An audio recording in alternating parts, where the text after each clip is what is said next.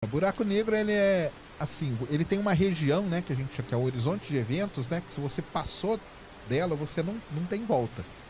Porque para dentro do horizonte de eventos, a velocidade de escape é maior do que a velocidade da luz. Então você não vai conseguir escapar. Mas, se você ficar ao redor do buraco negro, você não tem problema nenhum. Que é, por exemplo, o que o Interestelar faz. Aqueles planetas, eles estão orbitando o buraco negro. Tudo bem que o tempo passa de forma diferente e tal, né? Mas você não é sugado, não tem problema nenhum. O problema do buraco negro é, passou o horizonte de eventos. Aí, você tá ferrado. E é muito estranho pensar o que tem dentro do buraco negro. Singularidade. Como assim, Singularidade? É uma singularidade, a gente não sabe. O dentro, a gente não sabe, cara. Não tem como saber. É muito bom que tu fica feliz com essas questões, eu fico triste. O que é o buraco negro, né?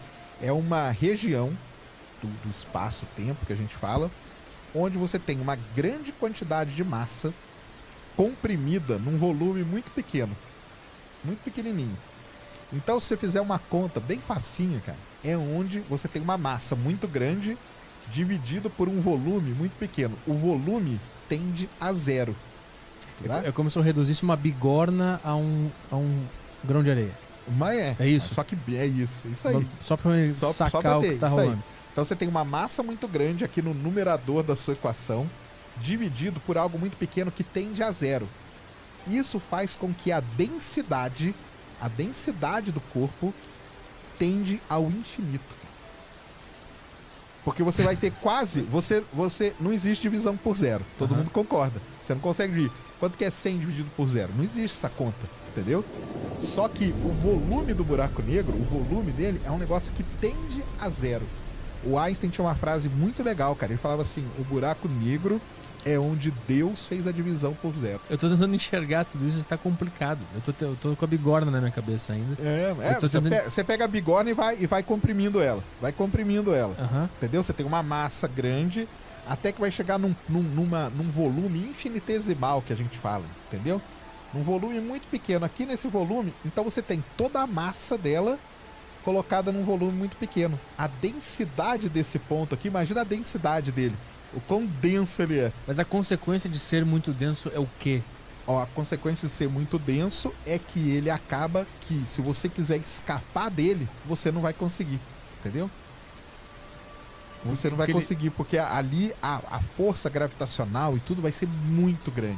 Muito grande mesmo. Ele gera uma gravidade própria?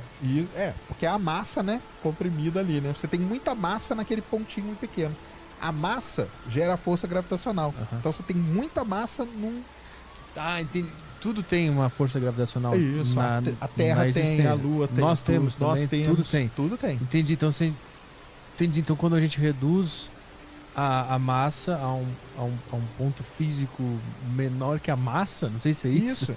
Isso gera uma energia gravitacional muito grande e descompassada com o que seria normal. Isso, porque aí o que acontece? Para você escapar de qualquer objeto, então você quer lançar um foguete da Terra, a sua velocidade ela tem que ser aquela que supere a força de atração gravitacional. Tô visualizando agora. Entendeu? Na Terra, para você mandar uma sonda da Terra para Marte, você tem que acelerar uma sonda a 44 mil km por hora. A 20, ela não vai, por causa da força gravitacional. O buraco negro, essa compressão, a velocidade para você sair dele é maior do que a velocidade da luz. Consegui visualizar agora. Conseguiu? Entendi. E aí a gente não... Por isso que o pessoal... Até o nome não é muito bom, né? Buraco negro. Porque não é um buraco, entendeu? É uma região do espaço-tempo. Tanto que tem muita gente que gosta de chamar... O pessoal mesmo das antigas, os físicos gostavam de chamar de estrela negra. Entendeu? Porque é uma... É que você não consegue ver. Por que você não vê? Porque a luz não está escapando dali. Então fica aquela região... Entendeu? E quando ele suga alguma coisa, essa coisa se torna parte... É engolida. Isso aí. Então ele reduz tudo a esse... A esse infinitesimal aí. A essa singularidade que o pessoal chama na física. E por que isso altera o tempo, o espaço-tempo? Não, ele altera ao redor dele, né? Só ao redor. Ao redor dele. Isso aí. O que acontece com algo que for sugado por esse buraco, a gente não entende ainda. Não entende. Pode ter até a biblioteca. Pode ter tudo. Pode ter tudo, até a biblioteca. A gente pode estar agora num buraco negro? Existe essa teoria, sabia? Existe essa ideia. Que, na verdade, o universo que a gente vive dentro de um buraco negro. Isso aí. Existe isso aí, cara. Porque pode ser que tudo que a gente consegue enxergar esteja dentro do buraco negro. Pode ser. E pode existir um buraco negro dentro do buraco negro? Quando a gente descobre um buraco negro aqui, a gente descobre um buraco negro dentro do buraco negro, que a gente tá dentro do buraco negro. Então, aí ia ser muito louco, né? Ia ser muito... Mas se essa teoria, e se o pessoal conseguir desenvolver isso, né? De que a gente vive num buraco negro, teria. Porque a gente já descobriu vários, né? Então, aí a gente descobriu vários buracos negros dentro de um. E se o universo for um grande buraco negro e dentro tem vários, é isso aí. Porque aí o astronauta, isso aí chama-se paradoxo dos gêmeos. Tá. Foi previsto pelo Einstein. Caralho, o cara fez tudo, velho. Se você pega um astronauta, coloca ele numa nave e ele viaja a, sei lá, 70% da velocidade da luz, o tempo para ele passa diferente. Quando ele voltar, ele tá novo. E o irmão gêmeo dele que ficou aqui tá velho. Mas como que pode se eles são irmãos gêmeos? Entendeu? Entendi, velho. Mas então, entender é diferente do que outra coisa. Compreender. De compreender, velho. É que é muito louco, cara. É muito louco, velho. A relatividade ela é muito louca, velho. Mas ela explica muita coisa, entendeu? O que é um buraco negro? Vem da relatividade também. Vem da relatividade também. Exatamente. Então vamos lá. Buraco negro é o seguinte. As estrelas... Lembra que a gente falou que a estrela tem uma vida, né? Uhum. A estrela nasce, ela vive e ela morre. Beleza? As estrelas, a vida da estrela depende da massa dela. De como ela nasce. Então, como que a gente divide isso? Estrelas que são parecidas com o Sol, têm a mesma massa do Sol, vamos dizer assim, e estrelas muito mais massivas que o Sol. Então, tem esses dois grupos aqui. As estrelas que têm massa parecida com o Sol, elas vão nascer, viver igual o Sol e vão morrer como uma anã branca, que a gente chama. O que vai acontecer com o Sol? O Sol ele vai começar a crescer, vai virar uma gigante vermelha, vai engolir Mercúrio, Vênus, Terra, talvez Marte, vai ser tudo engolido pelo Sol. Depois ele vai perder essas camadas de gás aí, porque ele não vai conseguir segurar elas, e vai virar uma estrelinha anã branca, bem pequenininha, super densa e tal. Esse é o fim do Sol. Se você faz essa conta para uma estrela que tem uma vez a massa do Sol, dá a mesma coisa, 2, 3, 4, 5, tudo isso dá a mesma coisa. Tá. É o ciclo de vida. É o ciclo de vida. Quando você chega em 8 a 10 vezes a massa do Sol, aí muda. Aí uma estrela já tem muito mais massa. Aí a sequência da vida dela, ela vai virar uma super gigante vermelha e vai chegar um momento em que ela vai... O que acontece dentro da estrela, para explicar para o pessoal, é que está tendo fusão nuclear.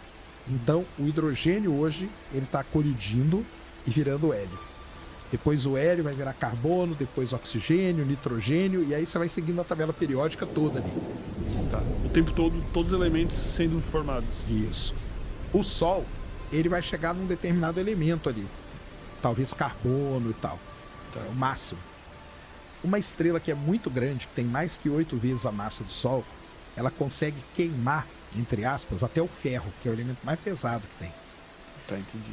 Quando ela queima o ferro, ela está muito grande, ela não consegue suportar esse peso dela gigantesco. E ela cai sobre ela mesma. Colapsa. Colapsa. Tipo o submarino. Isso. Ela colapsa, só que na hora que ela colapsa, quando tá para colapsar totalmente, ela explode. A gente chama isso de supernova. Então, supernova é uma implosão seguida de uma explosão de uma estrela muito grande. Tá. Beleza? Até aí? Então, show.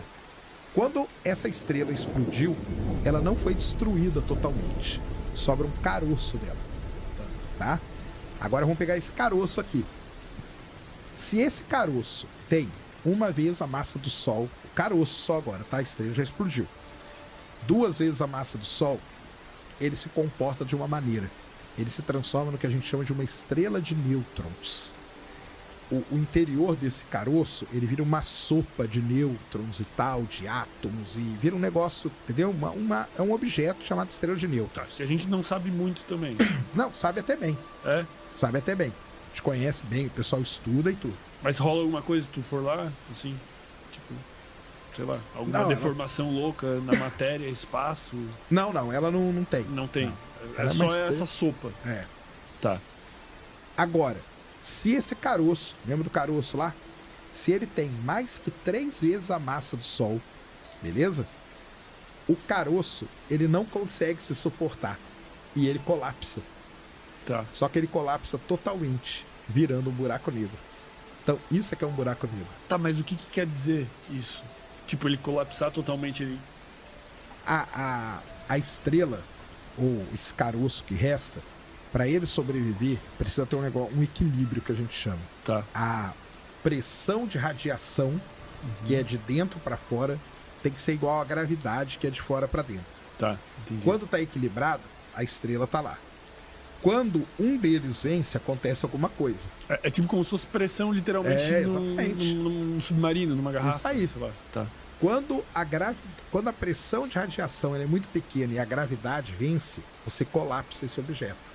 Entendeu? Uhum. Então aquele caroço, ele colapsa sobre a gravidade. Ou seja, o que quer dizer isso?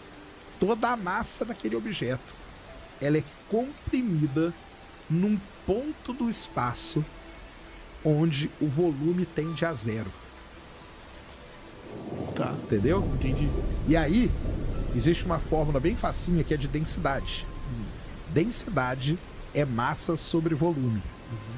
Na matemática, se alguma coisa tende a zero, e você não existe divisão por zero, beleza? Sim. Mas existe tender a zero. Se ela tende a zero, a densidade daquele objeto tende ao infinito. Então é isso que acontece. Isso é um buraco negro. Tá, mas aí o que acontece na prática em volta disso? Porque Isso aí. O que acontece é o seguinte: se a densidade dele tende ao infinito, ele faz uma deformação gigante no espaço-tempo. Lembra lá que tem mesmo as sendo um bolinhas? ponto muito pequeno. Mesmo sendo um ponto, mas é de densidade infinita, cara. Ele fica com uma massa muito superior ao Sol. Muito. Não, muito. Ou Pode ser 3 vezes. 4 vezes. Mas tá. o problema não é a massa. O problema é a densidade. Entendeu? Entendi. Então, o Sol, ele deforma o espaço-tempo de uma certa maneira. Um buraco negro, ele cria, aí que vem o nome, né? Basicamente, é como se ele criasse um rasgo nesse tecido. De tanto que ele deforma, ele cria um rasgo ali. Entendeu? E o que acontece quando a gente consegue ver buracos então negros? vamos lá. Tudo isso que eu expliquei é a origem do buraco negro. Tá. Só que esse buraco negro, lembra que eu falei que ele nasce da morte de uma estrela? A gente chama ele de buraco negro estelar. Então, a gente tem buraco negro que é 5 vezes a massa do Sol, 10 vezes a massa do Sol, 20 vezes a massa do Sol. Aí o pessoal, poxa, mas só isso? É só isso, só que lembre-se que é tudo isso comprimido num volume que tende a zero, tá? Beleza. Quando a gente olha para o centro das galáxias, a gente vê um objeto muito parecido com esse, que é um buraco negro. Só que a gente chama ele de buraco negro supermassivo. Tá. Que ele tem milhões de vezes a massa do Sol. Ou bilhões de vezes a massa do Sol. Entendeu? Aí você vai perguntar, como que a gente sai de um buraco negro pequenininho para esse supermassivo? A gente não sabe ainda muito bem. Mas pode ser que, normalmente, você tem lugares no universo que você tem 2 buracos negros. E eles vão e colidem. Um choca no outro. Então, se você tem um de 5 vezes a massa do Sol e outro de 5, no final você gera um maior do que de 5. Não é uma soma simples, porque parte disso aí gera o que a gente chama de onda gravitacional. Uma sobra de energia. Mas gera um de 9 vezes a massa do Sol. Aí você pega um de 9 com outro de 9, vai gerar um de, sei lá, 17. Um 17 com 17 vai gerar um 30 e alguma coisa. E aí eles vão se fundindo. E vão crescendo de tamanho. E eles têm a tendência, inclusive, de se encontrarem, vamos dizer, porque eles têm uma gravidade muito forte. E tem muito sistema binário no universo. O que é um sistema Sistema binário que tem 2 estrelas. Entendi. E aí, às vezes, você tem essas situações aí. Isso aí tem bastante. Tá. Então, o que a gente entende hoje é que o buraco negro de massa estelar, ele vira um buraco negro de massa intermediária por essas fusões, que vai ter aí talvez milhares de vezes a massa do Sol, E aí, se você começa a colidir buracos negros com milhares de vezes a massa do Sol, rapidamente você chega num buraco negro de milhões de vezes a massa do Sol. Que daí vira uma galáxia, possivelmente. Não, aí é o que está no centro da no galáxia. No centro da galáxia, isso. Que é um buraco negro supermassivo. Mas tem questões muito importantes nisso aí ainda, tá? Porque, por exemplo, quando a gente olha para o universo muito distante, lá perto do Big Bang, a gente vê buracos negros supermassivos. E aí, quando você vai fazer a conta, todo esse caminho que eu falei não bate. Por quê? Porque não dá tempo dele crescer tanto assim. Mas isso não indicaria que a estimativa do tempo de vida do universo... Indica que deve ter algum processo que acelera o crescimento do buraco negro, que é o que os astrônomos estão estudando hoje, entendeu? Pode ser que lá... Lembra que eu falei que o buraco negro nasce de uma estrela, né? Hoje tem uma ideia que lá no início do universo a gente tinha nuvens de gás e poeira gigantescas, do tamanho de uma galáxia. E essas nuvens, elas eram tão massivas que elas colapsaram e formaram buracos negros grandes, entendeu? Entendi. A gente chama isso de buracos negros primordiais. Só que isso ainda não é um negócio definitivo, tá? Tá sendo estudado. Como nada é... Não, algumas coisas é definitivo. Que são um consenso atual, mas nada é definitivo. Nada. Mas é isso aí, é a história do buraco negro. Então você tem buraco negro de massa estelar, que a gente detecta por onda gravitacional, hoje com aqueles instrumentos que a gente tem. Buraco negro de massa intermediária, esse é difícil de detectar, tem um ou outro candidato que precisa ser confirmado. E os supermassivos, que a gente vê. Tem até foto já no centro da Via Láctea, M87 e vários por aí. Aquela foto do buraco negro do Interestelar, assim. Isso, tá. Aquilo lá seria um supermassivo. Tá. E você tem também os buracos negros primordiais, que são esses que podem ter nascido de colapsos de grandes nuvens de gás e poeira lá no início do universo. Então seriam esses 4 tipos, vamos dizer, de buracos negros. Como é que é possível a gente observar um buraco negro? Tipo, por que a gente pode? Então, como é que a luz vem? A luz não vem. Vendo? Tá. A luz não vem. Então, o buraco negro em si, a gente nunca vê ele. Se eu estiver fazendo perguntas sem sentido, também tu me avisa. Pode perguntar, cara. Eu sou leigo, né? Mas... O buraco negro, lembra da velocidade da luz? A força gravitacional dele é tão grande que nem a luz consegue escapar dele. Tá. Então a gente não consegue ver o buraco negro. Não consegue, tá? Então, os de massa estelar a gente vê por quê? A gente não vê. Quando 2 buracos negros de massa estelar colidem, eles geram onda gravitacional. E a gente detecta a onda gravitacional aqui da Terra. Como a gente simula no computador a onda, a gente sabe que foi 2 buracos negros. É tipo, sei lá, 2 bolas de boliche invisíveis se chocam na areia da praia. Tu não vê elas, mas tu vê a areia em volta. Exatamente isso. Assim. Exatamente isso. Tá. Quem previu isso? Einstein. Filho da... o cara é foda. O cara é foda. Os supermassivos, a gente não vê eles também. Aí você vai falar, como tem foto dele, né? Tá. Então vamos lá. O buraco negro da Via Láctea chama Sagitários A Estrela. Ele fica bem no centro da nossa galáxia. Quando os astrônomos começaram a observar o centro da galáxia, eles começaram a ver estrelas que tinham uma velocidade muito alta mesmo. E aí, beleza. Porque quando você tem uma estrela com uma velocidade muito alta, você consegue calcular a massa do objeto que ela está orbitando. Entendeu? Pela velocidade dela, tu calcula. Isso. Tá. Quando eles calcularam a massa, chegaram numa massa de 4 milhões de vezes a massa do Sol. Ou seja, só pode ser um buraco negro. Tá. Entendeu? Tá, entendi. Foi assim que eles descobriram. A gente não viu. Então, a gente não vê tem, o efeito dele. Tem um limite de massa que algo pode atingir, que se for muito maior que isso, vai ser um buraco negro. Porque se você não vê... Você tem... Você olhou aqui no telescópio.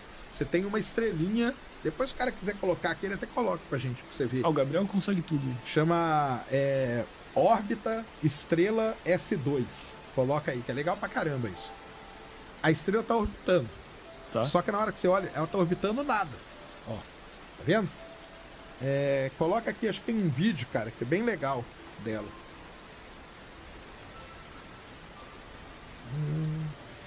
Aqui, ó. Esse aqui, ó. O de baixo aí, Gabriel. É. Ela tá orbitando, só que ela tá orbitando nada, tá? Olha lá. A estrela tá orbitando, isso aí são estrelas, as trajetórias das estrelas no centro da galáxia. Olha a estrela lá, ó. Tá vendo? Uhum. Muito rápida. Ó, ficou rápido. Só que o que ela tá orbitando? Nada. É um vazio. O que é esse vazio? Um buraco. É o buraco negro. Que a gente não vê ele, entendeu? A gente só vê o efeito gravitacional dele. Cara, isso é muita loucura, velho. É, aí, ó. Tá vendo? Mas não tem só essa estrela também orbitando. Tem várias. Tem várias. É que essa aí é famosa porque ela passa muito perto do buraco negro, entendeu? Mas então foi assim que a gente descobriu. Tá. E aí nas outras galáxias acontece a mesma coisa. Aí vamos lá. O buraco negro, ele tá ali. Se algo passar, atravessar uma linha que chama horizonte de eventos, não tem mais volta. Tá? A estrela, ela continua orbitando. Você viu que ela não foi engolida ainda. Uhum. Mas se por acaso a órbita dela for perturbada por alguma coisa que passar perto dela e ela cruzar o horizonte de eventos, ela vai ser engolida pelo buraco negro. E o que acontece? Vai desaparecer. Ela é engolida. Beleza? Tá. Ela passa a compor a massa também do buraco negro. Isso. Passa a compor ali. Mas ela desapareceu. Passou o horizonte de eventos, ela desapareceu. Beleza? Muito bem. Existem buracos negros em galáxias que eles estão comendo, vamos dizer assim, muita coisa. Tem muita coisa que está caindo nesse horizonte de eventos dele. Muita coisa mesmo. Porque galáxias são maiores, são mais agitadas e tal. Então, cai uma nuvem de poeira, cai uma nuvem de gás, cai uma estrela, cai outra coisa. Vai caindo um monte de coisa. Começa a cair tanta coisa que o buraco negro, ele meio que não dá conta de comer tudo ao mesmo tempo. Então tem parte desse material que não vai cair, que vai ficar orbitando o buraco negro, igual a estrela que ficou. Entendi. Entendeu? Quando isso acontece e é muito material, cria-se ao redor do buraco negro um negócio chamado disco de acreção. É o nome desse disco. Ele cria assim, ele fica bonitão ali.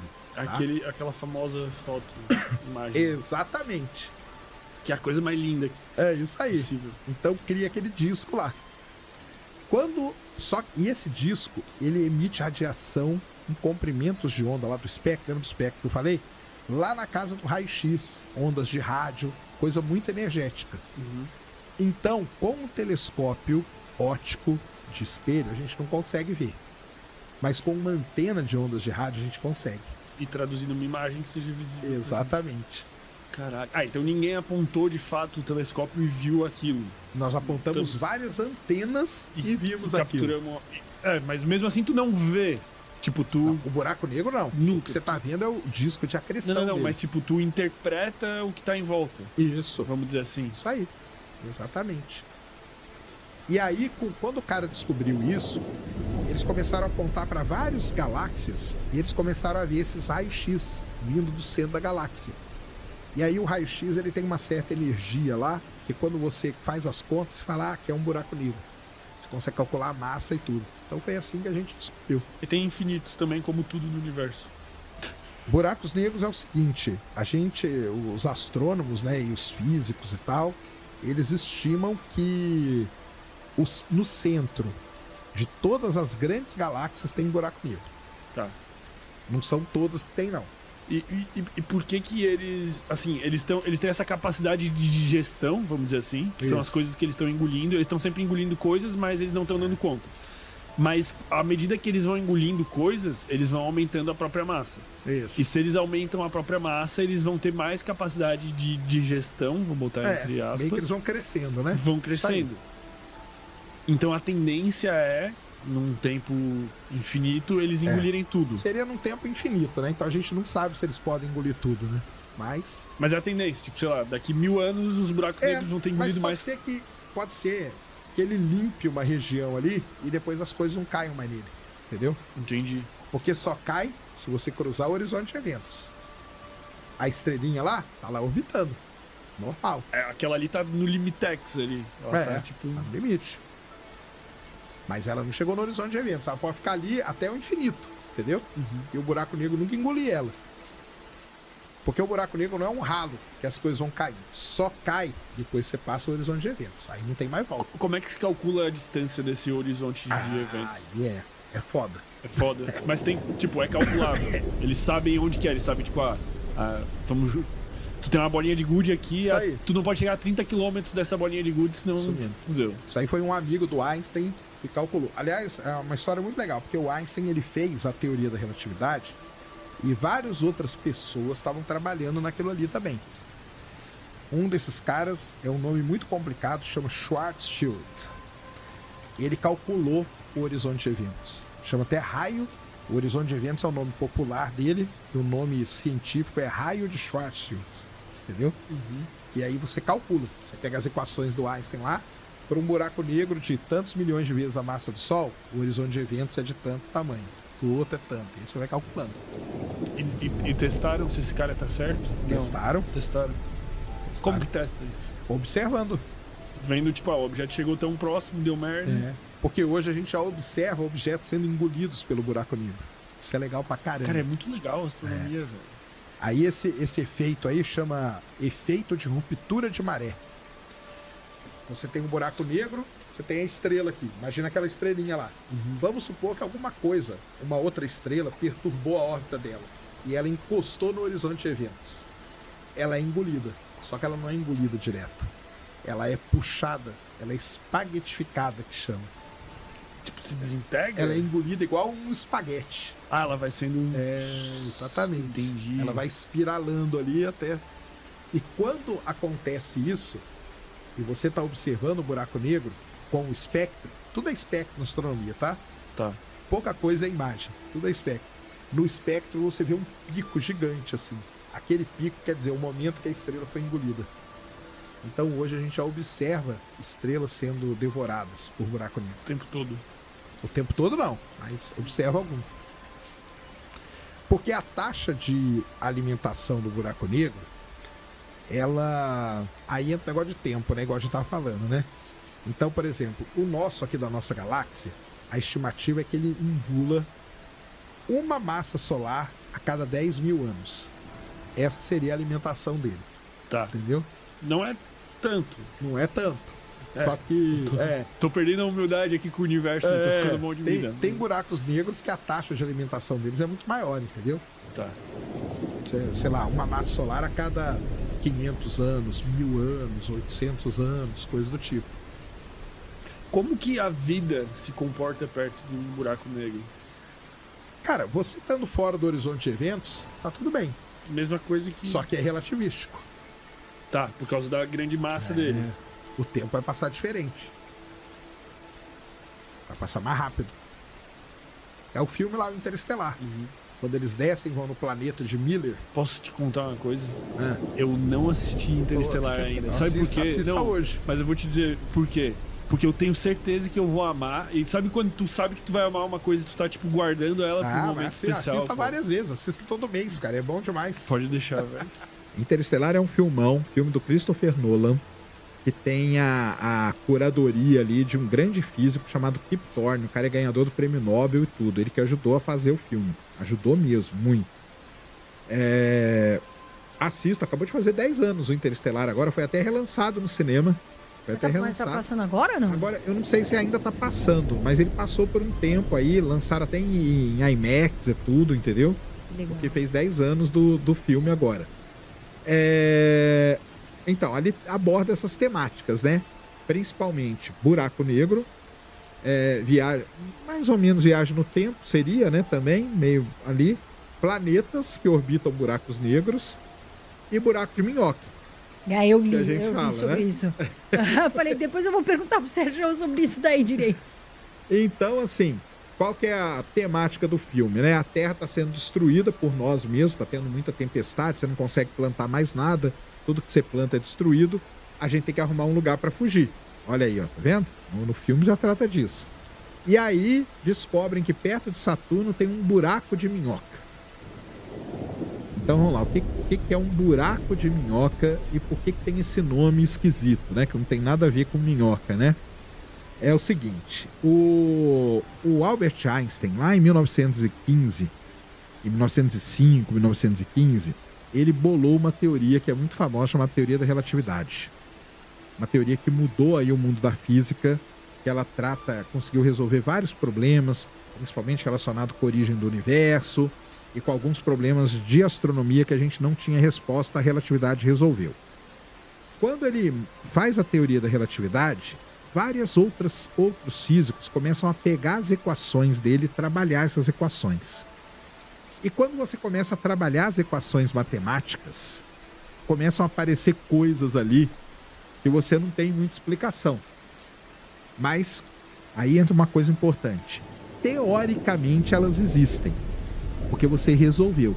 Não quer dizer que elas existem experimentalmente de verdade. Então tem essa primeira coisa que a gente tem que falar. A física, ela tem isso. Tem a parte teórica, que você vai lá e tira toda a teoria. A matemática está direitinho e tal. Agora, observar é outra coisa. Às vezes a gente não consegue observar ainda. Então, por exemplo, a primeira grande coisa da teoria da relatividade foi o buraco negro. Buraco negro, que ele começou a ver que quando estrelas muito grandes morriam, não sobrava nada. Sobrava apenas uma região no espaço ali com a gravidade muito alta.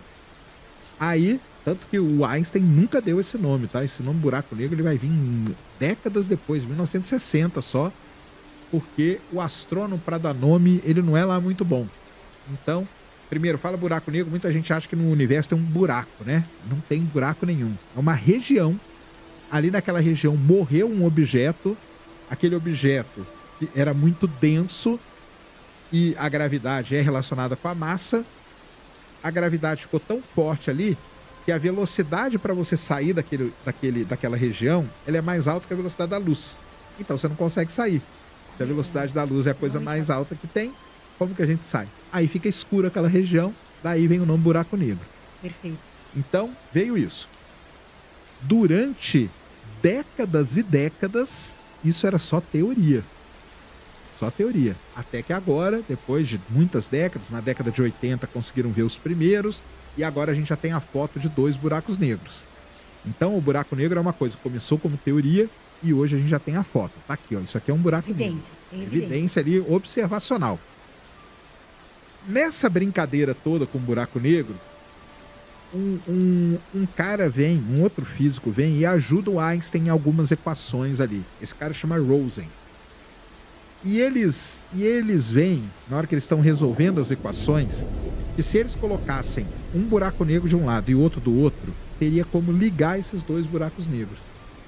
Eles chamam isso de ponte de Einstein-Rosen, porque a teoria foi esses 2 caras que fizeram. Só que esse nome ele é muito complicado. Então, décadas depois, dão um nome para essa ponte de wormhole. E a gente traduziu porcamente para o português como buraco de minhoca. É fininho, né? Então, o buraco de minhoca nada mais é do que a ligação entre 2 buracos negros. Então, você tem um buraco negro aqui, um outro aqui, e você tem esse ponto. Por que que isso é legal? Porque, imagina que eu tenho um buraco negro aqui do lado da Terra e o outro buraco negro lá do outro lado do universo. Eu não precisaria atravessar o universo inteiro para chegar lá. Eu entro aqui nesse buraco negro, atravesso essa ponte. Já pega esse atalho? Atalho. É um atalho no universo. Exatamente isso. E saio lá do outro lado. Então, isso é que é muito legal. Aí vocês vão falar, e o buraco de minhoca? Não detectamos nenhum até hoje. O que a gente tem é a teoria. A teoria tá linda lá, descrita pelo Einstein, pelo Rosen, bonitinho, todas as equações e tal. Observar um buraco de minhoca? Ainda não observamos. Será que vamos observar? Não sabemos. Pode ser que nunca, pode ser que a gente observe daqui 20 anos. Foi o que aconteceu com o buraco negro. Sim. O buraco negro levou, sei lá, quase 100 anos para observar um. Pode ser que leve 100 anos para observar um buraco de minhoca também. Ou seja, não tem uma evidência, mas é algo que já se... Tem uma evidência observacional. Ah, observacional. Mas a teoria está pronta. Sim. Então, teoricamente... Aí o pessoal fala assim, você acredita em um buraco de minhoca? Sim, porque teoricamente ele existe. Falta observar. Vamos observar? Não vamos? Não sei. Mas aí, o legal de tudo isso é que abre todo um leque de possibilidades para a galera aqui da cultura pop que eu falo. E aí, um dos caras que tratou isso muito bem foi o Christopher Nolan no Interestelar, entendeu? Sim. Ele faz o pessoal viajar nesse buraco de minhoca, sair num outro ponto do universo, e aí eles vão chegar perto de um grande buraco negro, e aí lá o tempo passa mais devagar. Isso que eu ia falar, né? Aqui já tá, o pessoal já voltando aqui na Terra já tá mais velho, fica mais velho mais rápido, né? Que, se eu não me engano, é a filha, né? A filha dele vai envelhecendo e ele não. Por quê? Isso aí é uma das consequências da teoria da relatividade. A teoria da relatividade diz o seguinte: quando você viaja próximo à velocidade da luz, 70%, 60% da velocidade da luz, que é algo extremamente rápido, acontece um efeito no tempo. Porque o tempo é uma das coisas mais complexas da gente representar. Eu falar assim pra você, desenha pra mim aqui 1 quilo de pedra. Você desenha. Agora desenha pra mim 2 segundos aqui. Não tem como. Não tem como. Não, desenha. Me mostra. Não tem como mostrar, né, Sérgio? Não tem como desenhar. É abstrato demais o tempo, entendeu? Então, o Einstein, ele fala que o tempo ele não tá sozinho. Ele tá sempre junto com o espaço. Então ele cria uma entidade nova chamada espaço-tempo. E quando isso chega muito perto da velocidade da luz, isso começa a espichar. A gente chama de dilatação do tempo. Por isso que o tempo passa mais devagar.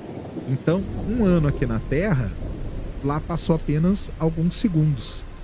E o Interestelar, o grande tchan do Interestelar é que o Christopher Nolan conseguiu algo que nenhum físico conseguiu até hoje, que é mostrar essa coisa do tempo passar diferente.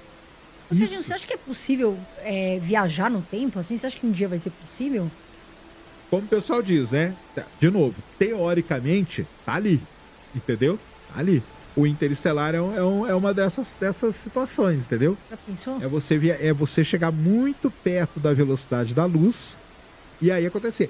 E aí acontecem os problemas. Podem acontecer vários problemas. Então, quando o Einstein bola a teoria da relatividade, são criados vários paradoxos que a gente chama. Um deles é o paradoxo dos gêmeos. Sim. Você tem um irmão gêmeo seu. São gêmeos. Só que o seu irmão gêmeo vai numa viagem próxima à velocidade da luz. Quando ele voltar, você envelheceu e seu irmão tá novo. Mas como se vocês são gêmeos? Exato. Pela questão do lugar, né? Por questão da dilatação do tempo. E uma outra coisa é o paradoxo do avô, que tem a ver com a viagem no tempo. Imagina que você pega uma máquina do tempo, volta no tempo e mata o seu avô. Como que você tá vivo? Exato. Se seu avô morreu, você não tem seu pai. Se não tem seu pai, não tem você. Exatamente. Então, criam-se essas coisas. E aí, de novo, a cultura pop aproveita isso demais.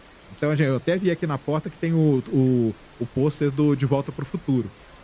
O De Volta para o Futuro, ele trata a viagem do tempo de um jeito.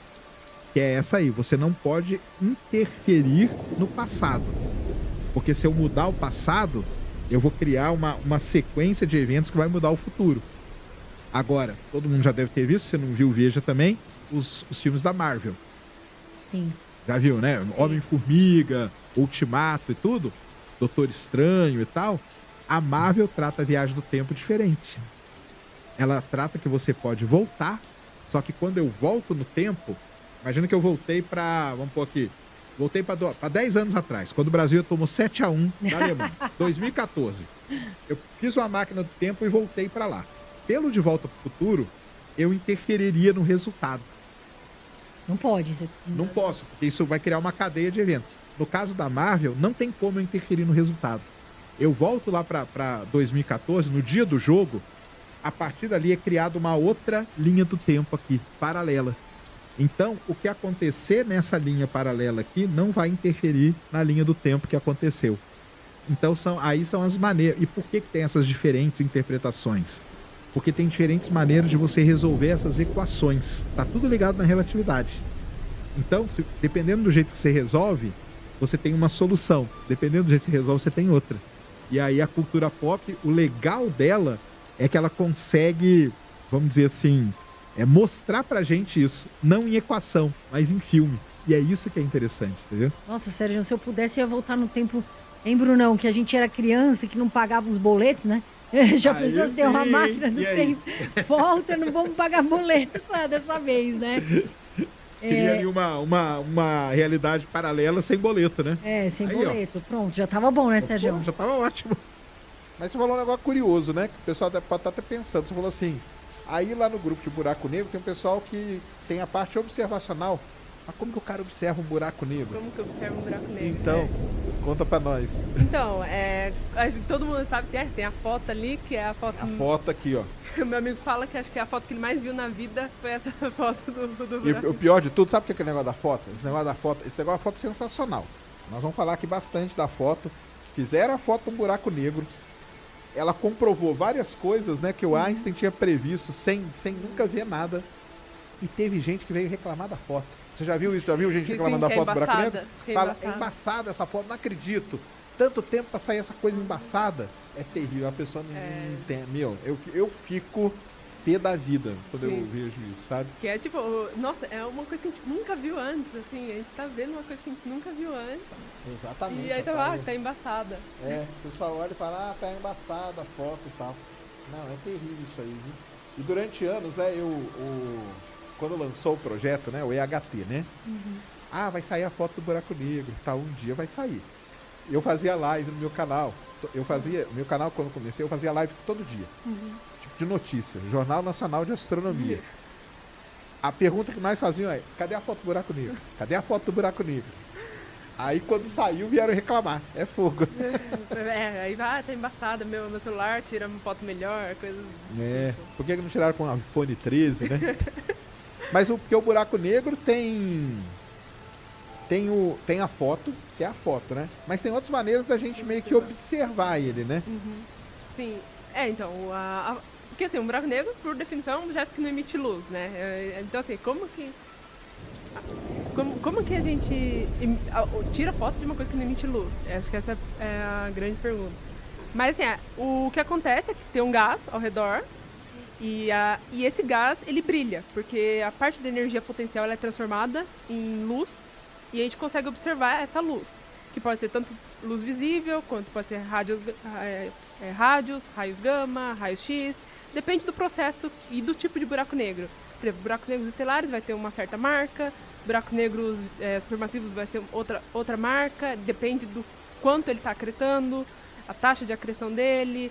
Então, assim, vários fatores que dependem. Então, assim, mas é isso que a gente vê, essa assinatura, que assim, não é uma foto, é um espectro, que é basicamente o quanto de intensidade tem em função do comprimento de onda. E pelos esses dados a gente consegue então analisar, entender quais os processos que estão ali. Pela teoria a gente já sabe mais ou menos o que esperar. E a gente tem os dados. No caso do meu grupo, eles trabalham com raios gama. Raios gama? Raios gama. Ah, legal. Raios gama, então fontes bem energéticas, né? E principalmente teve um trabalho recentemente que é para mapear o Sagitário da Estrela, que é o buraco negro do centro da Via Láctea em raios gama. Então, e inclusive saiu, acho que você já deve ter falado da foto em raios gama. Da galáxia. Então. Eu fiz isso aí, que é do grupo aqui é isso mesmo. Sim. Porque aí, pegando aí esse gancho aí, quando fizeram o EHT, né, era para ele tirar a foto do Sagitário da Estrela, que é o buraco negro da galáxia, da nossa, e da M87, que é esse aqui, né? E um outro também, eram 3, na verdade, eram 3, eram 3, né? Eu não lembro o terceiro, mas é porque os dois que mais falam são... E por que a do Sagitário da Estrela não saiu? Então, aí é uma grande questão essa aí, porque muita gente acha que é por causa da poeira. E ninguém quer falar. E vou te falar um negócio, eu já participei de grupos assim, do pessoal da Itália, o pessoal que trabalhou nisso aí. E o pessoal não quer, eu falo, cara, vocês não querem falar porque... Não sabe. Então, aí muita gente fala, por causa da poeira. Assim, a resposta principal é, porque tem muita poeira. E assim, a raios gama passa, então assim, a gente conseguiria observar, né? Mas não, a questão é que o MTT7 estrela, ele é muito grande. Então, assim, para ter uma variabilidade ali, ou seja, para as coisas variarem ali ao redor dele, demora semanas, dias ou semanas. Então, assim, dá tempo de você pegar o telescópio e ficar ali focando pro objeto. Já o Sagitário da Estrela... Tá muito perto, né? Tá muito perto e ele é muito pequeno. Então, em questão de horas, as coisas já mudam ali. Então, eu sempre faço essa analogia, que é como se você quisesse tirar foto de alguém e a pessoa não parasse de se mexer. O que eu falo é tentar tirar foto de uma criança de 3 anos. E aí que não para de se mexer um segundo e fica tudo embaçado, você não consegue ver nada. E é a mesma coisa, então é por isso que a gente não tem ainda a foto do Sagitário da Estrela, que eu acho que eles devem ter. Mas os dados têm. Os dados com certeza foram capturados naquelas semanas ali, né? Sim. Com certeza esses dados têm. Tem muita gente, inclusive tem uma brasileira trabalhando para resolver esse problema de variabilidade, que ela trabalha com PCA, Principal Component Analysis. Isso mesmo. E tá para tentar resolver esse problema. Mas assim, acho que há expectativa aí de logo sair do Sagitário da Estrela. Então, o que eu ouvi falar, que agora recente, semana passada na verdade falaram, que o James Webb vai ajudar nisso. Porque ele vai começar, o James Webb, ele não vai observar o buraco negro, mas como ele vai ver em infravermelho, então ele vai meio que mapear aquilo ali e esse mapeamento que ele vai fazer, o pessoal vai usar para retirar do dado, entendeu? Ah, sim. Então é como se ele estivesse mapeando o ruído que está na foto do Sagitário da Estrela. E aí parece que elas vão ajudar a surgir ela. Então isso é um negócio legal. Para o pessoal entender, né? Que você falou assim, ele é menor, né? Porque a gente mede buraco negro pela massa dele, né? Sim. Então o Sagitário da Estrela é 4, né? 4 milhões. 4 milhões. Vezes a massa do Sol. E o M87 é? Acho que 7 bi, né? 7 bilhões. Então, só que o Sagitário da Estrela está a 26 mil anos-luz de distância. Esse é 51 milhões, né? Sim. E isso às vezes a pessoa buga a cabeça da pessoa, né? Porque assim, como que o negócio está muito mais longe, eu consigo ver melhor do que algo que está muito mais perto, né? Isso é impressionante, né? E aí, se no fim das contas for observar o tamanho no céu, é o mesmo tamanho. Porque é menor. Porque eu acho que o Sagitário da Estrela, se não me engano, acho que o raio dele é menor do que a órbita de Mercúrio. Enquanto o M87 da Estrela é muito maior do que o Sistema Solar, né? Então. Mas aí quando você coloca na distância fica igual, né? Fica igual. É como se fosse Lua e Sol. A Lua tá aqui, o Sol tá lá e eles têm o mesmo tamanho no céu. A Lua e o Sol tem uma coincidência incrível, porque o Sol é 400 vezes maior que a Lua e a Lua tá 400 vezes mais perto que o Sol. Sim. Isso mesmo. E às vezes a gente tem um eclipse bonitinho. Então é isso, entendeu? O pessoal que fica, mas como que não tem? Não é possível. Mas é por conta disso, entendeu? E o Sagitário da Estrela, porque o M87, porque o M87 nessa foto não aparece porque é como se a gente estivesse dando um zoom, né? Mas ele tem aquele jato, né, de partícula, né, que ele emite, né? Que é uma linha azul que ele tá emitindo. E tem muita gente, inclusive saiu papers essa semana. Essa semana, né? Saiu um paper lá, eu vi isso aí. Legal pra caramba, né? De uma simulação, né? Pra entender. Pra entender o jato e tal. E tem muita gente, inclusive, achou que ia ver a base do jato, mas na foto não apareceu. E aí eles querem entender, simular o que tá acontecendo ali. E é muito engraçado que, tipo, as pessoas não sabem, né? Porque as pessoas não falam que o M87 é um buraco negro relativamente quieto. Sim. A gente tem uma classe de buracos negros quietos, que é LLAGN, que é Low Luminosity AGNs, que são buracos negros que não estão acreditando muito, assim, eles estão quietão, paradão lá, e é onde ele tá. Então muita gente acha que eles são ralos de comida que estão aí. O pessoal acha que eles vão sugar o universo inteiro, né? Sugar o universo inteiro. Mas ao mesmo tempo, inclusive, isso ajudou muito, porque se fosse mais brilhante, a gente não conseguiria observar. Inclusive, muitos buracos negros que a gente não tenta é porque a gente sabe que eles estão acreditando muito mais, brilhando muito mais. Então, assim, tirar foto a gente viria só uma bola brilhante, por causa que o disco ia...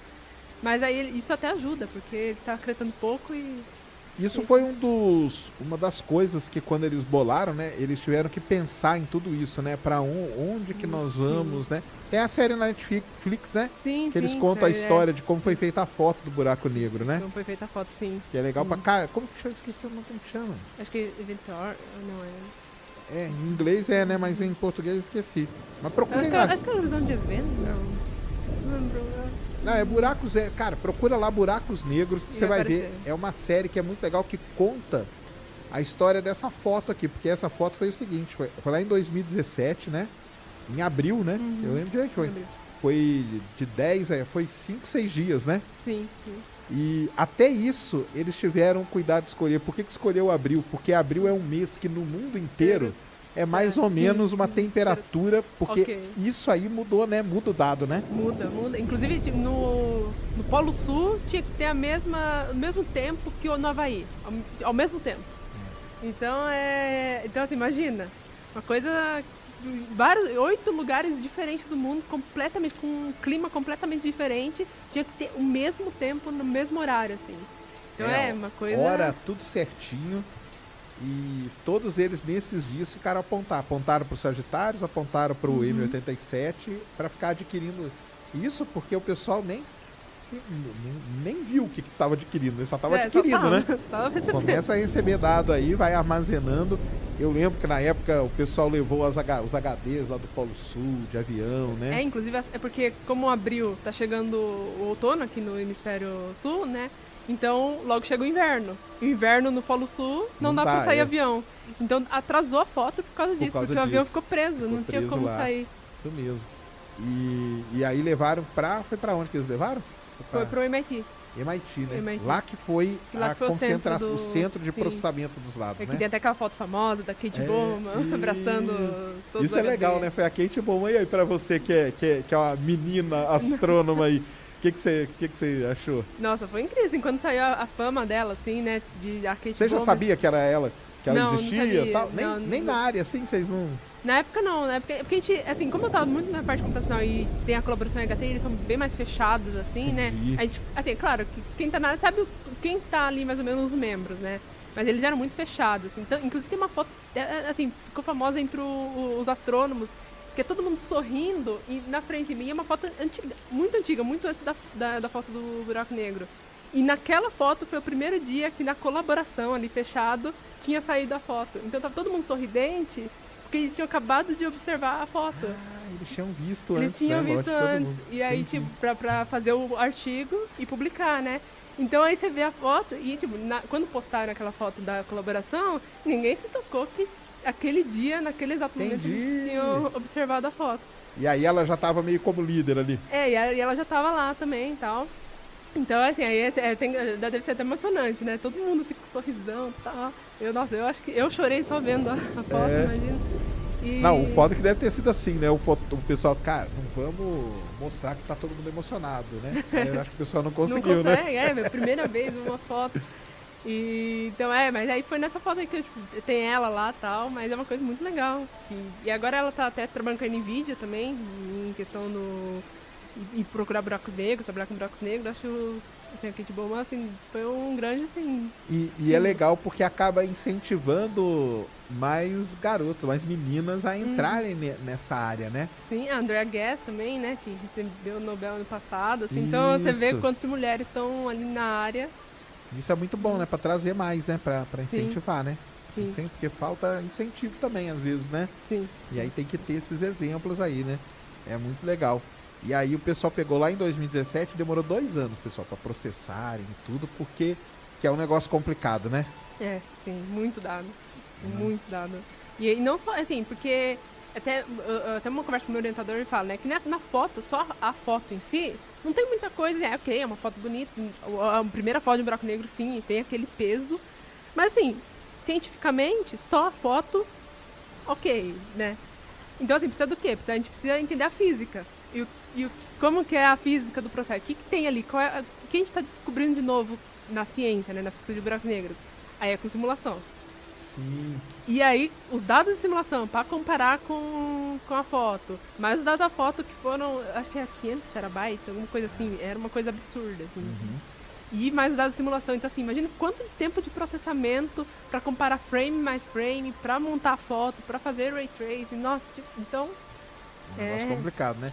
E tudo aí, rodando por trás, é tudo relatividade, basicamente. Tudo relatividade, sim. Caramba. Relatividade geral, RMHD, assim, e campo magnético, né? Porque, assim, como eu falei, o disco brilha e ele brilha por causa de campos magnéticos, porque tem um processo de transporte de momento angular, que é o que a gente aprende na escola, que o momento angular sempre se conserva, nunca se perde. E para buracos negros essa lei se mantém, é uma das bases da física, né? Então, ele precisa então esse disco, né, precisa transportar momento angular. E a forma de transportar momento angular é com campos magnéticos. Então, por isso é tão interessante entender os campos magnéticos do buraco negro, porque nesse caso a gente consegue entender como eles estão se alimentando. E então, assim, equações de Maxwell, mais relatividade geral e mais hidrodinâmica, porque é um gás. Então, assim, é tudo junto ali, entender o que está acontecendo, mais a questão de radiação, processos radiativos. E aí, e tudo vem dessa foto, assim, que é a primeira observação. Então, é uma coisa... Ela serve para guiar essas simulações, né? Sim, e a parte da teoria também. Isso. Então... E é tudo lá desenvolvido basicamente pelo Einstein mesmo. Sim, uma boa parte. A boa né? parte vem. A base, né? A base vem do Einstein. Assim, relatividade geral pura, tudo que vem aí. Aí o Wheeler também, né? Que trabalhou bastante com as equações de Einstein. Porque, bom, a gente pensa no buraco negro como um objeto. Na verdade, ele é uma distorção do espaço-tempo. A né? região, é uma região. É os nomes, né? Que muita gente acha, mas eu chego lá, tem um buraco mesmo. É que não é, é uma região, né? É uma região ali que tem essa característica, né? Sim, é uma região. E tem muita gente que acha que tem uma superfície, que é como se fosse uma estrela, um planeta. Mas não é. Porque um dos primeiros nomes foi Estrela Negra, né? Foi. Foi Estrela Negra, né? Aí depois teve Estrela Congelada também. Isso. E aí eles viram que aí até que é uma história engraçada, né? Que Einstein mesmo não achava que buracos negros existiam. Exatamente, ele pensava que não existia. E depois outra coisa também que ele foi pensar também, que veio dele, que ele pensou que nunca iriam detectar, que são as ondas gravitacionais também, As né? ondas gravitacionais, sim. Buraco negro, o que a gente sabe de buraco negro? O que falta aprender ainda? Alguns desses Webb, esses daí são para buraco negro também? Cara, o James Webb, sim, ele tem aí ele esse vai... Webb, ó, a minha intimidade. É o Webb, é isso mesmo. O pessoal chama ele de Webb mesmo. Webb, é o Webb mesmo. Cara, ele vai, porque um dos objetivos do James Webb é entender, porque o pessoal, os astrônomos, eles não sabem direito ainda como que os buracos negros gigantescos que tem no centro das galáxias, como que eles se formaram. Entendeu? Porque o negócio é o seguinte, a gente olha para o universo lá muito longe. Tá. Muito longe, lá no comecinho. E lá no comecinho a gente vê um buraco negro gigantesco. Só que se você pensar bem assim, cara, não teve tempo para esse buraco negro se formar. Entendeu? Mesmo? É. Como que ele se formou tão rápido? E grande o suficiente por esse tempo. Exatamente. Ele é muito. Exatamente. Ele demoraria. Então, como que ele se formou? Então, os astrônomos não sabem se ele se formou de uma maneira diferente, se eles colidiram vários ali, porque o início do universo era tudo coisa muito grande. Pode ter colidido muita coisa rapidamente, e aí sim, daria tempo. Mas como que foi isso? Então eles não sabem. Agora o James Webb vai conseguir. Porque ele vai observar as primeiras galáxias do universo. Entendi. Talvez algumas antes de terem buraco negro. Ou talvez algumas com um buraco negro ainda pequeno. E aí eles vão poder traçar uma linha do tempo de como que isso aconteceu, entendeu? O buraco negro tá para uma galáxia como se fosse o quê? O que o buraco negro... Qual é a função do buraco negro? Ou é uma causalidade? Não, o buraco negro... Então, uma brincadeira até que existe é que, sabe aquela quem veio primeiro, o ovo ou a galinha? Quem veio primeiro, a galáxia ou o buraco negro? Exato. Essa é uma grande questão. O que você acha? Cara, é difícil, muito difícil saber, viu? Pode ter nascido meio que junto também, entendeu? Ou podem ter galáxias menores com buracos negros menores, se fundiram e esses buracos negros cresceram e tudo, entendeu? Pode ser tudo isso. Agora, o buraco negro ele tem um papel muito importante na galáxia. Muito importante. Aquela visão que a gente tem de ralo não é um ralo. Não, ele não é um ralo assim, né? Mas, por exemplo, ele pode impedir que uma galáxia forme estrela. Isso ele pode fazer. Isso é bom? Isso, não é que é um papel dele, tá. né? Impedir, porque é o seguinte, o buraco negro, quando ele é muito grande, ele emite matéria. Não ele em si, mas o redor dele aqui, ó, cria um disco. A matéria tá caindo aqui no buraco negro, em direção ao buraco negro.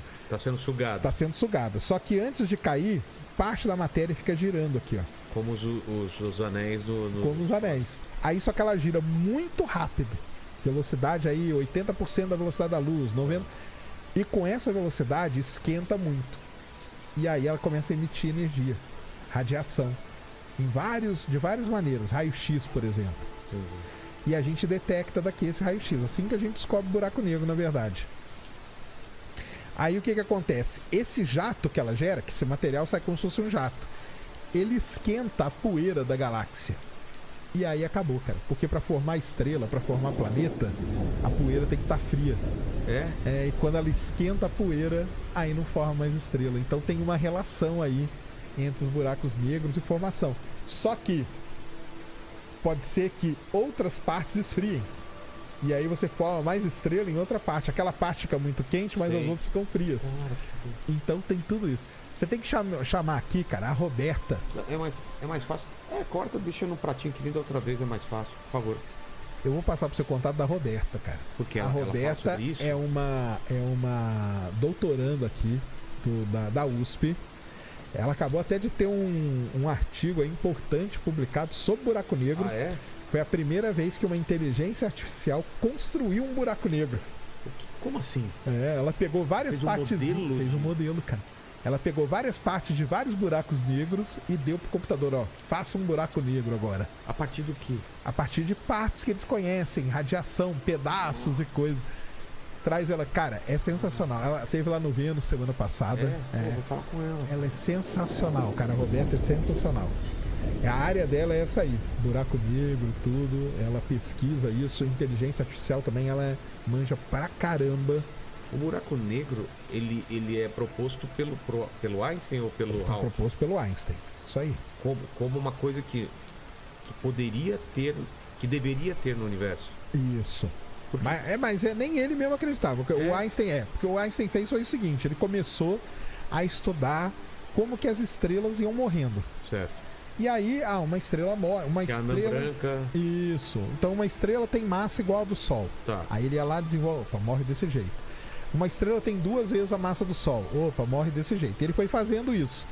Quando ele chegou numa estrela que tem 8 vezes a massa do Sol, essa estrela morria de um jeito diferente. Que é a tal da supernova que a gente chama. A supernova é isso. É uma estrela muito grande. Muito grande. Como que ela colapsa? Acaba o combustível dela. Ela vai queimando. Queima hidrogênio, queima hélio, carbono, oxigênio, nitrogênio. Vai queimando todos os elementos. O último é o ferro. Quando ela queima o ferro, não tem mais nada que ela queimar. Então a pressão de dentro para fora dela não consegue segurar a estrela e ela colapsa. E aí ela explode. Ela implode primeiro para depois explodir. Entendi. Supernova é assim. Ela implode, as camadas mais externas dela caem para dentro, porque ela não consegue mais ter pressão para jogar para fora. A gravidade puxa tudo e aí fica pequena e pesada pra caramba. Pesada pra caramba. E aí isso causa uma explosão. Explosão gigantesca, que é a supernova. E daí pro buraco negro. Aí o que acontece? O Einstein foi lá, tava lá fazendo a conta dele. Tudo conta. Tudo conta. Valeu, obrigado. Quando explode a supernova, não acaba a estrela totalmente. Sobra um carocinho. E esse caroço é que é o segredo. Aí ele começou a fazer conta com esse caroço. Se esse caroço que sobrou, não a estrela, tiver 3 vezes a massa do Sol, aí vira um buraco negro. Por quê? Porque ele colapsa todo de forma que, quando não vira um buraco negro, vira uma estrela de nêutrons, que é uma estrela pequena, mas ultra pesada. O pessoal até brinca que uma colherzinha dela tem o peso do Everest. Só pra você ter uma ideia. Mas existem estrelas de nêutrons, a gente observa e tudo. Só que quando tem 3 vezes mais a massa do Sol, ela colapsa de forma que cria uma região, isso que é o buraco negro, é uma região aonde a força gravitacional ali ela é tão grande que a luz não consegue escapar. A velocidade de escape é maior que a velocidade da luz. Ele fez esses cálculos, ele deu o nome de buraco negro, não? Não, ele chamou de estrela negra. Olha, quem que vem cunhar de... Cara, buraco negro foi um termo que surgiu muito aí na década de 60, 70, só muitos anos depois dele, cara. E ele falou, cara, isso aqui é impossível de existir, cara. Ele falou? Ele falava aí. Cara, porque, então, pelos cálculos, e o Einstein tinha esse negócio, cara. Várias coisas ele pensava que ele tinha errado e tudo, sabe? É interessante isso.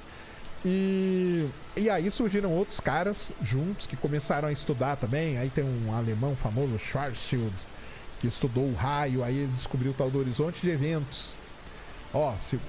Quer dizer que tem essa região, então é um ralo? Aí ele descobriu, não, só é um ralo se você chegar numa determinada distância dele. Entendi. Chamou aquilo de horizonte de eventos e tudo. E aí vieram vários caras fazendo, né, melhorando aquele trabalho do Einstein ali. Só que isso é uma estrela. É. Uma estrela. Aí você tem um buraco negro de massa estelar. Porque é uma estrela que explodiu. Como que ele vira um buraco negro que tem no centro da galáxia? Não sei como que é o buraco negro. O buraco negro do centro da galáxia tem milhões de vezes a massa do Sol. Sério? Esse aqui do Einstein tinha 20 vezes a massa do Sol, 10 vezes a massa do Sol, entendeu? O do centro da galáxia? O nosso aqui tem 4 milhões de vezes a massa do Sol. A gente tá girando em torno dele? A gente gira em torno dele. Aí vem a grande questão, cara. Como que surge um buraco negro desse tamanho? Não é um buraco negro, vai juntando com outro, com outro, com outro. Aí sim, existe essa ideia de que vai tendo colisões de buracos negros quando um bate no outro. Então, um de 20 bate com um de 10. Não gera um de 30, tá? Gera um de 28, por exemplo, porque parte dessa energia é liberada de outra forma. Aí esse de 28 vai bater com outro de 28, esse de 30 e tal. Então, essa teoria existe. Só que, para chegar nesse grandão, teria que ter um intermediário. E nunca viram. E a gente não consegue detectar esse intermediário. E aí? Aonde que ele tá? Aí então. O ano passado, agora no final do ano, detectaram numa região ali perto da galáxia de Andrômeda. Então acharam. Acharam um que é de massa intermediária. E aí tá completando. Estão completando essa lacuna. Tem o pequeno e tem o enorme e tem o intermediário que mostra que aí pronto. Tá no meio do processo. Aí você consegue montar a linha do tempo. E o James Webb entra onde? Antes aqui, em algum ponto antes, para mostrar como que isso foi acontecendo. Cara, que fantástico. De forma rápida. Então é legal demais. Buraco negro é um negócio sensacional, cara. É um negócio sensacional.